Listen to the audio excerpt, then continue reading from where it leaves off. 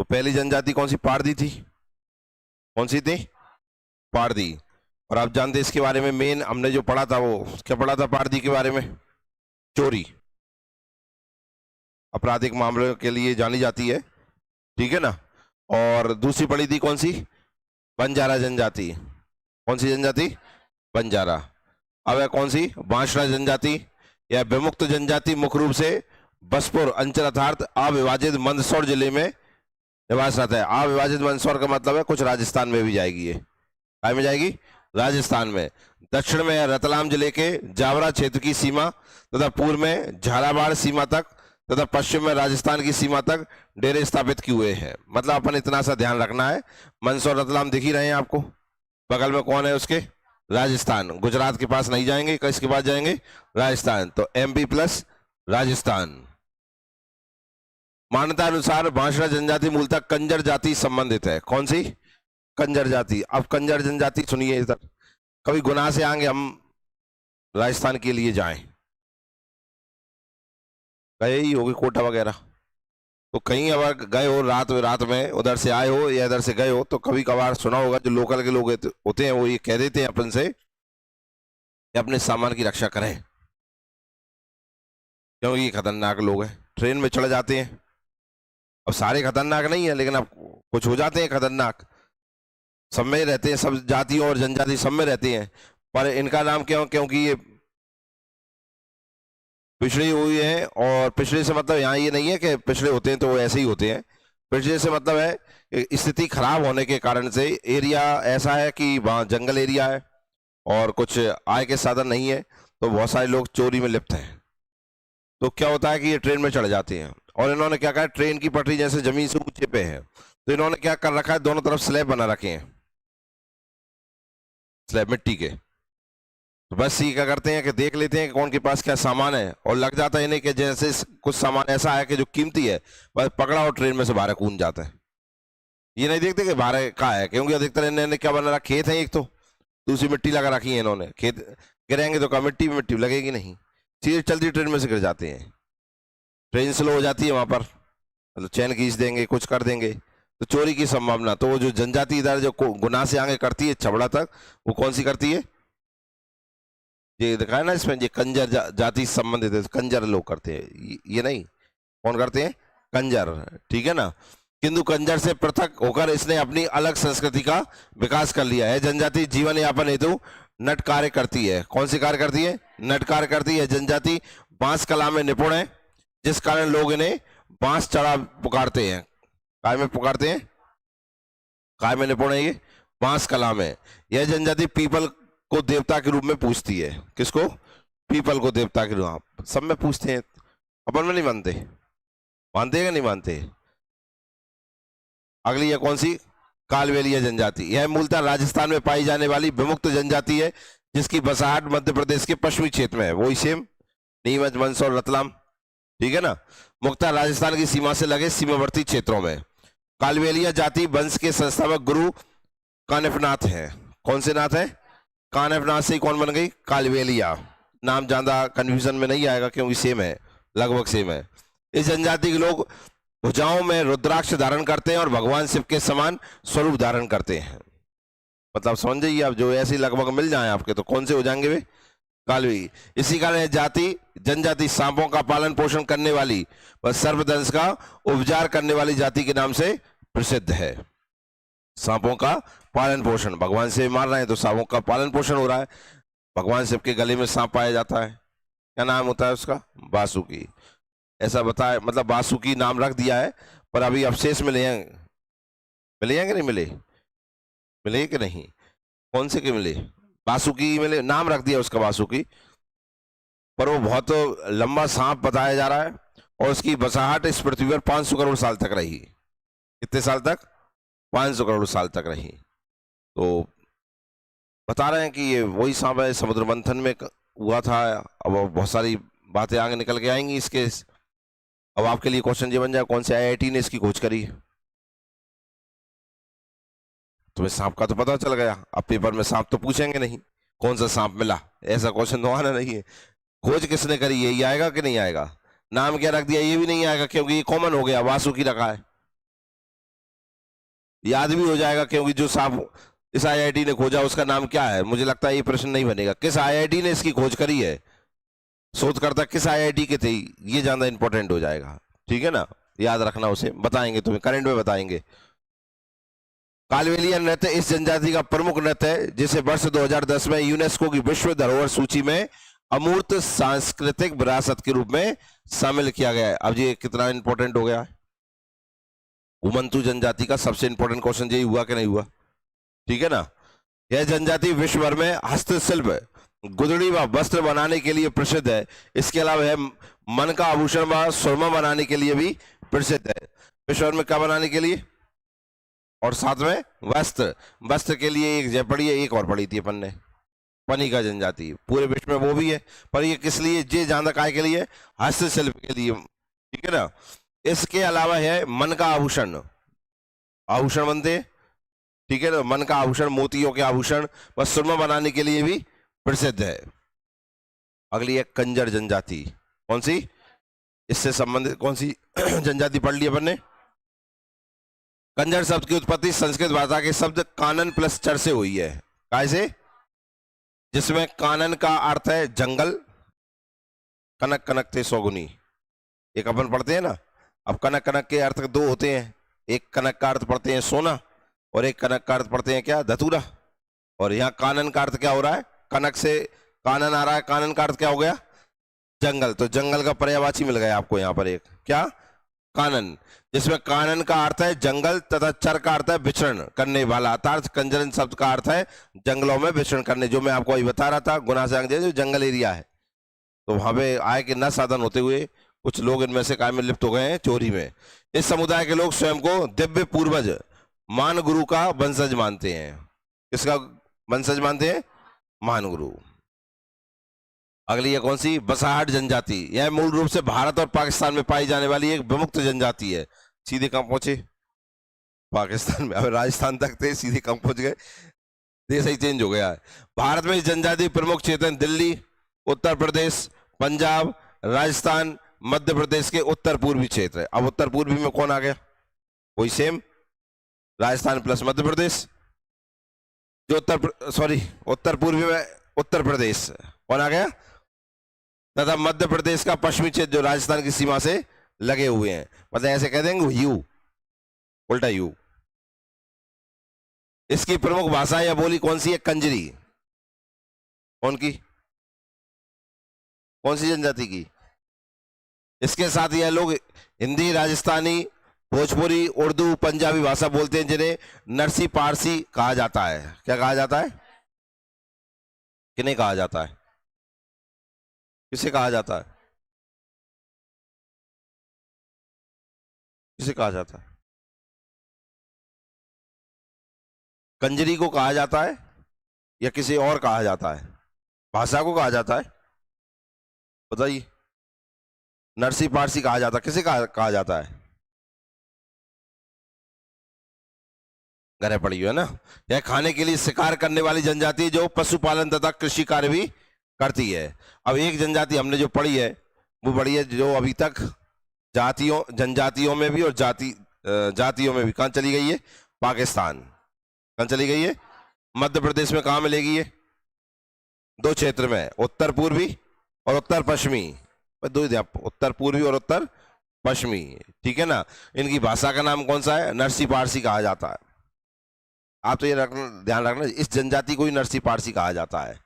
किसको, जनजाति को ही। कौन सी जनजाति को, ठीक है ना। अन्यथा यह संभवतः कंजर द्रविड़ मूल की एक घुमक्कड़ कबीलाई जनजाति है। इस जनजाति की महिलाओं द्वारा चक्राकार नृत्य किया जाता है। कौन सा नृत्य, लगभग सबसे अलग नृत्य है ये। यह जनजाति हिंदू, सिख, इस्लाम धर्म को मानने वाली जनजाति है। इस जनजाति को गेहार भी कहा जाता है। क्या कहा जाता है, गेहार। तीन शब्द आए इसमें, एक गेहार, एक नरसी पारसी, ठीक है ना, और एक इनका नृत्य कौन सा, चक्राकार। क्लियर है। फिर आती है कौन सी, भराड़ी हरबोला। निमाड़ क्षेत्र की अर्ध घुमक्कड़ जनजाति है। निमाड़ मतलब खंडवा खरगोन। निमाड़ में गायन के लिए पहचाने जाते हैं। यह स्वयं को अहीर बताते हैं। कौन बताते हैं, अहीर। अहीर अहीर का कुछ बताते हैं, यादवों को अहीर कहते हैं, ठीक है ना। और भगवान कृष्ण के वंशजों को क्या कहते हैं? अहीर कहते हैं। प्रमुख वाद्य यंत्र तंबूरा, इसे श्रवण तुला भी कहते हैं। इसे हरबोला स्वयं बनाते हैं, ये जनजाति स्वयं बनाती है। क्या बनाती है? श्रवण तुला, जिसे क्या कहते हैं? तंबूरा। भिक्षावृत्ति भी करते हैं, भिक्षा मांगते हैं। कौन सी जनजाति है? हरबोला। कौन सी? बराड़ी हरबोला। रियासत काल में हरबोले नगरों में आकार वृक्षों व ऊंचे स्थान पर चढ़कर आल्हा खंड का पाठ करते थे। काय का? आलाउदा को जो की वीर गाथा जिसमें लिखी है उसे आला खंड कहते हैं, ठीक है ना। वीर रस में गाया जाता है। कौन सी रस में? वीर रस में। अब तो सब विलुप्त है। किसी गांव में सुनने मिल जाए तो बड़ी किस्मत की बात है, नहीं तो बरसात के सीजन चलते थे, 4-4 महीना बरसात होती थी बहुत तेज, रोड़े गांवों में होती नहीं थी, ठीक है ना। मकान कच्चे होते थे। तो जैसे आज के समय में चिड़िया बरसात के मौसम अपने घोंसले से बाहर नहीं निकलती है और अपने बरसात का भोजन इकट्ठा करके रख लेती है, उसे पता है बरसात में भोजन मिलना संभव नहीं है। इसलिए आपने देखा होगा कि जो पक्षी होते हैं वो बरसात आने के पहले अपना अपना घोंसला बना लेते हैं, क्योंकि रुकने के लिए व्यवस्था चाहिए कि नहीं चाहिए। हम भी ऐसा ही करते थे पहले, एक फसल बोते थे, एक ही फसल होती थी पहले, बचा के रखते थे। और मेन काम होता था क्या? बरसात के लिए सारी व्यवस्थाएं बना के रखते थे। बरसात में घर से निकलना ही मुश्किल हो जाता था। नदियों के किनारे गांव होते थे, नदियां चढ़ जाती थी, रोडें होती नहीं थी, घर से निकल नहीं पाएंगे, तो व्यवस्था बना के रखते थे। अब बरसात में फिर टाइम पास कैसे हो? वहां की तो कहीं भी जा सकते हैं। तो क्या करते थे गांव के लोग? रामायण या अधिकतर आला खंड सुनने को मिलता था, पूरे दिन भर चलता था। ये आला खंड का सबसे ज्यादा वो पता चलता है कि बरसात में आला खंड भयंकर होता था। कौन सा खंड? आला खंड, वीर रस। और इसे गाने की कला अलग है, और जो हर कोई इसे कह नहीं पाता है। जैसे रामायण हर कोई नहीं पढ़ पाता, तो पढ़ने के लिए ये मतलब है कि किताब तो देखो हर कोई पढ़ देता है, पर रामायण की लय जो है उसमें पढ़ना हर कोई नहीं कर पाता ना, क्योंकि उसके पढ़ने का मजा कुछ और होता है ना। मतलब अगर कोई लोग जा भी रहा होगा ना तो खड़ा हो जाता है, रामायण चल रही है। किसी किसी घर में पढ़ लेते हैं, जो डेली पाठ करता है उसे ले आ जाती है, और जो डेली नहीं करता वो तो ऐसे जैसे बुक रीडिंग कर रहे हैं ऐसी रीडिंग कर जाते हैं, शब्द मिला मिला के। ऐसे करते हैं कि नहीं करते? लेकिन जो रामायण डेली करता है उसकी लय ही अलग बदल जाती है। बदल जाती है कि नहीं बदल जाती? पाठ करने का मजा ही कुछ और हो जाता है। आप समझिए, रामायण की लय इतनी अच्छी लगती है, इतनी अच्छी लगती है कि अगर कोई उसे गा रहा है तो आप समझिए इंसान तो ठीक ठाक है, अगर गाय बछड़े कुछ भी है ना, वे सब वे भी खड़े हो जाते हैं वहां पर सुनने के लिए। आज भी कंडीशन है ये, आज की भी हकीकत है। आप डेली रामायण करिए, रामायण पढ़ने पे जो लय प्रकट होती है हमारे करते करते, अभ्यास जो हो जाता है उसके शब्दों का, तो जो लय बनती है ना, उस लय को इतनी प्रिय लगती है कि हम स्वयं को रोक ही नहीं सकते वहां रोक सुने बिना। उसे करोगे जब पता चलेगा। अगली कौन सी है? धनगर। यह एक घुमंतु चरवाहा जनजाति है, मध्य प्रदेश के सागर जिले में निवास करती है। एक ही जिला आया है, कौन सा? सागर। खंडोबा इस जनजाति के लोकप्रिय संरक्षक देवता हैं। कौन से? खंडोबा। कौन की रक्षा करते हैं? धनगर की। कौन की? और ये धनगर कहां रह रहे हैं? सागर में। अगली कौन सी है? लोहार पिट्टा या लोहगढ़िया। कौन सी? यह जनजाति मध्य प्रदेश के पन्ना, सतना, छतरपुर, सागर क्षेत्र में निवास करती है। कौन से में? अब पन्ना दमोह कह लो तुम तो, पन्ना दमोह नहीं, सागर, दमोह, पन्ना, सतना, रीवा तक निवास करती है। इस जनजाति की कला, संस्कृति, संस्कार, रीति रिवाज, वेशभूषा और खान पान राजस्थानी परिवेश से मिलता जुलता है। अब जहां राजस्थान कहां बीच में आ गया है यार, ठीक है ना, आए होंगे उधर से रहने के लिए। लोहार पिट्टा जनजाति का प्राचीन काल से प्रमुख व्यवसाय है तलवार, कटारी, ढाल आदि बनाना। अब नाम से भी आप जानते हैं, लग रहा है लोहारी हैं। और लोहार का काम क्या होता है? लोहे का काम करने वाले को क्या कहते हैं? लोहार। लोहार पिट्टा बघेलखंड में लोहा गढ़िया नाम से जाने जाते हैं। किस नाम से जाने जाते हैं? कहाँ जानते हैं इन्हें? बघेलखंड में। कहाँ पे? लोहगढ़िया समुदाय मूलतः राजस्थान के मेवात क्षेत्र से संबंधित। देखो राजस्थान के कहां से? मेवात। सीधे चल के आए, सीधे सागर में कूदे, दमोह गए, पन्ना गए, सतना गए, रीवा गए, वहां से निकल फिर राजस्थान गए। यह जनजाति राजस्थान, मध्य प्रदेश, उत्तर प्रदेश में पाई जाती है। ऐसे घूम रहे हैं जी। यह मध्य प्रदेश में घुमक्कड़ जनजाति वर्ग में शामिल है। अपने समाज में ही दूध को बचाकर विवाह का प्रचलन इस जनजाति में पाया जाता है। वो पढ़ते ना अपन, दूध लौटावा विवाह, ये वही है का। कौन सा? उसी दूध लौटावे का है, दूध को बचाकर, सॉरी, दूध को बचाकर मतलब समझ गए आप? दूध को बचाकर मतलब है कि अपने संबंधियों में विवाह नहीं करते हैं। काय में? अपने संबंधियों में। जैसे जनजातियों में बुआ के लड़का शादी हो गई, लड़की की शादी हो रही, तो ये अपने जो संबंधी हैं, अपने घर से जो क्लोज है रिलेशन, उनमें शादी नहीं करते हैं। अपन भी नहीं करते, मामा के इधर शादी नहीं करते, करते हैं बुआ के, मौसी के, ये कहते हैं दूध को बचाकर शादी। ठीक है। अगली जनजाति का नाम है कबूतरा। कौन सी? कबूतरा। जनजाति के नाम देख रहे हैं आप, कितने खतरनाक हैं। कबूतरा, यह मध्य प्रदेश के बुंदेलखंड क्षेत्र में के कुछ इलाकों में बसी विमुक्त जनजाति है। इस जनजाति के लोग गुनिया वीर देवता की पूजा करते हैं। कौन सी देवता की? देवतन के नाम भयंकर है। गुनिया, गुनिया नाम सुना है? कहां सुना है? गुनिया नाम कहां सुना? नहीं सुना? सुना? कहां सुना? गुनिया नाम कहां सुना? तंत्र विद्या और एक औजार भी होता है गुनिया, कारीगर रखते हैं, सुना है क्या? नहीं। क्या हो रहा है? ये प्लस्तर हो रहा है, चुनाई होती है। कारीगर कैसे नापता है? ऐसे सही जा रही है, गुनिया से ही तो नापता है। आजकल तो इंस्ट्रूमेंट आ गए हैं बहुत सारे, लेकिन आप पुराने कारीगर को देखो, वो नहीं रखता है। एक धागा रखता है कि नहीं रखता है? धागे में एक नीचे एक लोहे का वो लगा रहता है, उसे नीचे लगा के रखता है, भाई क्या कहते हैं? गुनिया तो कहते ही है उसे। समझ में आया कि नहीं आया? वो सही पता कर ले दीवार सीधी जा रही है कि नहीं जा रही है। नहीं करते। कबूतरा समुदाय पुरुष प्रधान होता है। जनजाति सामूहिक रूप में ना बसकर फैले हुए रूप में बसती है, एक जहां एक वहां और एक वहां। कबूतरा समाज की कबूतरी महिला है। ठीक है। कबूतरा समाज की कबूतरी महिला है, शराब बनाने और बेचने का काम करती है। कबूतरा समाज के पुरुष आदिकाल में चोरी डकैती जैसे आपराधिक कार्यों में संलग्न रहते थे। इस समाज में मृत्यु के समय करुण मरसिए गाए जाते हैं। क्या गाए जाते हैं? अब ये ध्यान रखना, करुण रस गा रहे हैं। कौन सा रस गा रहे हैं? ठीक है ना। इस समाज में सती होना प्रचलन में था। अभी इंपॉर्टेंट हो गया। सती प्रथा कौन सी जनजाति में प्रचलित थी? कौन सी में? कबूतरा में कबूतरी सती हो जाती थी। ठीक है ना। घुमंतु जनजातियों से संबंधित प्रमुख कल्याणकारी योजनाएं हैं भैया। क्या ये योजनाएं? राज्य छात्रवृत्ति योजना। कौन सी है? इस योजना के अंदर कक्षा 1 से 10 तक छात्र एवं छात्राओं को वार्षिक 10 माह हेतु छात्रवृत्ति प्रदान की जाती है। 10 माह इसलिए क्योंकि 2 महीना की छुट्टी होती है स्कूलों में। 1 से 5 तक कितने रुपए मिलेंगे? बॉयज को और गर्ल्स को 150। 6 से 8 तक के लिए 200, इधर 600। 9 से 10 के 600 जहाँ 1200। ठीक है ना। ये कबूतरा है, ये कबूतरी है।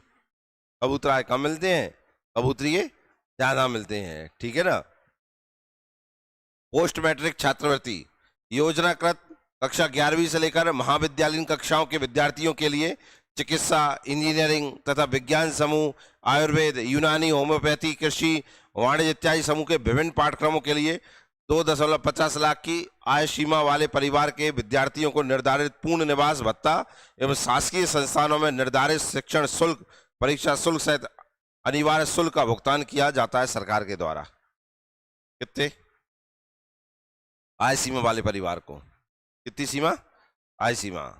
तो सरकार काम कर रही है उनका। कन्या साक्षरता प्रोत्साहन योजना है। कक्षा 11वीं विमुक्त, घुमंतु और अर्ध घुमंतु जनजाति की बालिकाओं को शिक्षा हेतु प्रोत्साहित करने के लिए कन्या साक्षरता प्रोत्साहन योजना संचालित है। प्रथम बार कक्षा 11वीं में प्रवेश लेने पर रुपए 3000 की प्रोत्साहन राशि प्रदान की जाती है। प्रथम बार में। हर बार 11वीं भर्ती नहीं करना, नहीं 3000 रुपया के लिए भर्ती हो रहे हो। ठीक है ना। समेकित छात्रवृत्ति योजना के अंतर्गत छात्रवृत्ति का वितरण लोक शिक्षण संचालनालय के माध्यम से किया जाता है। सिविल सेवा प्रोत्साहन योजना कौन सी? आओ पीएससी कराएंगे। विमुक्त घुमंतु अर्ध घुमंतु जनजाति की योग्यता प्राप्त शिक्षित अभ्यर्थियों को मध्य प्रदेश लोक सेवा आयोग एवं संघ लोक सेवा आयोग की सिविल सेवा परीक्षाओं में विभिन्न स्तरों में सफलता प्राप्त करने पर निम्नानुसार प्रोत्साहन राशि दी जाती है। प्रारंभिक परीक्षा उत्तीर्ण होने पर 20,000 और यूपीएससी के लिए 40,000, मुख्य परीक्षा में 30,000, इतने 60,000 और इंटरव्यू। और जा तुम एक बार पीएससी निकालने पर कितने मिल गए? कितने हो गए? और जा 1.5 लाख। देख रहे हैं आप? सैनिक स्कूल पब्लिक स्कूल के शिक्षण शुल्क प्रतिपूर्ति योजना। सैनिक स्कूल निजी संस्थाओं में प्रवेश लेने पर विमुक्त घुमंतु अर्ध घुमंतु जनजाति के विद्यार्थियों के लिए शिक्षण शुल्क की प्रतिपूर्ति की योजना संचालित है। आवास भाड़ा योजना, अब ये तो आप पढ़ लेना इसमें से जो इंपॉर्टेंट, जैसे ये इंपॉर्टेंट पढ़ ली ना हमने, इसमें ये सिविल सेवा की हो गई क्योंकि हम सिविल सेवा के लिए पढ़ रहे हैं, ठीक है ना। अब ये इंपॉर्टेंट हो जाएगी। मुख्यमंत्री स्वरोजगार योजना पेपर में बहुत बार पूछी जाती है, तो उन हिसाब से इसको पढ़ना है आपको। आर्थिक कल्याण योजना ये रहने देना। विद्युतीकरण योजना है, ये इंपॉर्टेंट है। क्या लिखा है देखो, मध्य प्रदेश राज्य विमुक्त घुमंतु एवं अर्ध घुमंतु जाति अभिकरण वर्ष 1966 में इसका गठन किया गया था। इस एजेंसी का गठन कब किया गया था? 1996 में, 86 नहीं, 1996 में गठन किया गया था। अभिकरण में 1 अध्यक्ष, 6 शासकीय एवं 5 अशासकीय सदस्य हैं। 1 अध्यक्ष हो गया, 6 शासकीय और 5 अशासकीय, तो 6 5 11 और 1 12। यह अभिकरण जो है वो कितने लोगों का है? 12, 1 + 11। संचालक अनुसूचित जनजाति विभाग विमुक्त घुमंतु अर्ध घुमंतु जनजाति विकास अभिकरण के पदेन सदस्य सचिव हैं। ये अभिकरण का उद्देश्य क्या है? विकास एवं उनकी समस्याओं का पता लगाना, बस क्या है? विकास के विभिन्न क्षेत्रों में विनियोजन तथा उत्पादन के लिए जातियों के परामर्श से योजनाएं तैयार करना ताकि उनकी आर्थिक तथा सामाजिक उन्नति हो सके। इन योजनाओं को या तो प्रत्यक्ष रूप से या समुचित अभिकरणों के माध्यम से निष्पादित किया जाता है। आपको क्या याद रखना पड़ेगा इसमें? 2 चीजें। क्या? कब स्थापना हुई थी? 96 में। और कितने सदस्य हैं इसमें? 12 हैं, 1 + 11, ठीक है ना।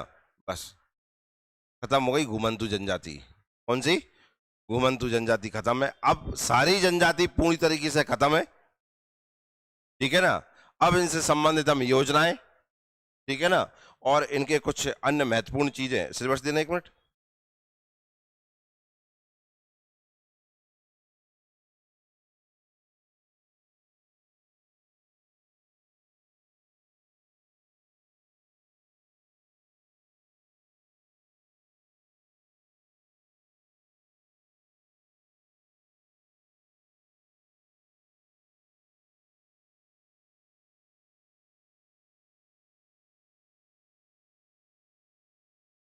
देखो पहले हम दिया था मध्य प्रदेश में जनजातियों का भौगोलिक विस्तार, सबका पढ़ लिया हमने। जनजातियों संवैधानिक प्रावधान स्टार्टिंग में ही पढ़े थे हमने। मध्य प्रदेश प्रमुख जनजातियां, विशेष पिछड़ी जनजातियां, घुमंतु जातियां, कल्याण के लिए योजना, ये हो गई सारी की सारी। क्यों सही यार? हो गया ना पूरा। मध्य प्रदेश की जनजातीय संस्कृति, परंपराएं, विशिष्ट कलाएं, त्योहार, उत्सव, भाषा, बोली एवं साहित्य, ये भी इसी पढ़े, इन्हें अलग से भी पढ़ लेंगे हम, ठीक है ना। मध्य प्रदेश की जनजाति का भारत के स्वतंत्रता आंदोलन में योगदान एवं राज्य के प्रमुख जनजातीय व्यक्तित्व, यही टॉपिक अब स्टार्ट करेंगे अपन, ठीक है ना। इसमें अपन ऐसे पढ़ेंगे कि स्वतंत्रता आंदोलन में योगदान उनका और अन्य आंदोलनों में जो योगदान है, प्रमुख व्यक्तित्व, मतलब ऐसे पढ़ेंगे प्रमुख व्यक्तित्व जिनका योगदान कायम है स्वतंत्रता में, और फिर अन्य व्यक्तित्व, ऐसे 2 प्रकार से पढ़ लेंगे अपन इन्हें। मध्य प्रदेश में जनजातियों संबंधित प्रमुख संस्थान, संग्रहालय, प्रकाशन, ये भी इंपॉर्टेंट है। इसमें संग्रहालय सबसे इंपॉर्टेंट है। कौन? संग्रहालय, इनके म्यूजियम जो रहेंगे। फिर इनकी लोक संस्कृति एवं लोक साहित्य पढ़ लेंगे, ठीक है ना। तो अब इंपॉर्टेंट ही टॉपिक पढ़ेंगे इसमें, जनजातीय व्यक्तित्व। क्या पढ़ेंगे कल से इसका? जनजातीय व्यक्तित्व। ठीक है ना, ज्यादा लंबा नहीं चलेगा ये जनजातीय व्यक्तित्व। मतलब कुल मिला के ये है कि इस वीक में अगर रेगुलर क्लास अपनी 6 दिन चली तो मुझे लगता है कि अपन इसे खत्म कर देंगे यूनिट 10 को। समझ में आया कि नहीं आया?